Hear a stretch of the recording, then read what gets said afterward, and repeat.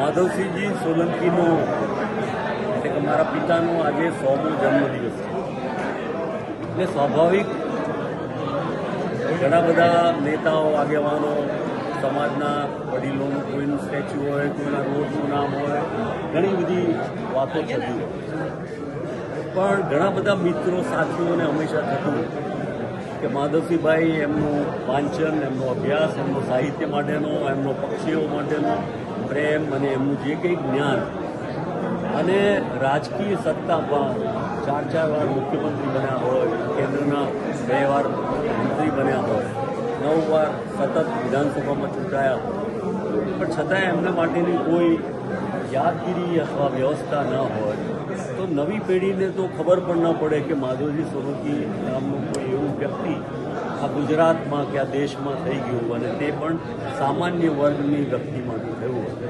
એટલે બધા મિત્રોની સાથે વિચાર કરીને એવું નક્કી કર્યું કે કોઈ પુસ્તક તૈયાર કરીએ અને 100મી જયંતિ આવે ત્યારે પણ એમની યાદને કંઈક આગળ લઈ જઈએ, એમના વિચારને આગળ લઈ જઈએ.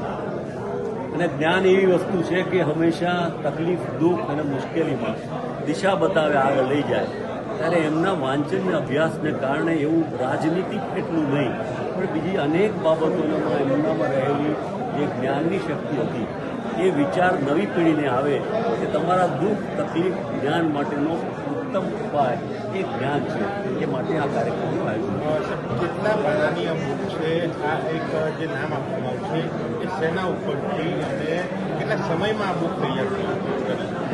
આ બુક સમય કરતાં તો થોડો સમય ગયો, પરંતુ મહત્ત્વની વાત એ છે કે એમના જાહેર જીવન, જન્મથી 93 વર્ષ જ્યાં સુધી જીવ્યા, એ જીવનને કંડારીને નાની મોટી વસ્તુઓ અને પ્રસંગો, વ્યક્તિગત હું તો એકલો કંઈ નિમિત્ત નહીં કે જેથી હું એકલો જ એમને જાણું, પણ એમને ઓળખનારા, જાણનારા અને સૌ લોકો એ બધાની પાસેથી હજુ તો ઘણી બધી વાત છે એમની કે જે આ પુસ્તકમાં આપણે કંડારી એટલું પૂરતું ના હોય. ડોક્યુમેન્ટેશન પણ કદાચ એ મુખ્યમંત્રી રહ્યા પછી ઇન્ફોર્મેશન ડિપાર્ટમેન્ટ માટે પાસેથી પણ બહુ મર્યાદિત માહિતી મળી. એમના પિક્ચરો કે બીજા પણ ઓછા મળ્યા, પણ જે કંઈ મળ્યું એનાથી મુખ્ય વાત તો એમના વિચારોને જીવંત રાખવાનો ઉદ્દેશથી આ પુસ્તક અહીંયા રજૂ થયું.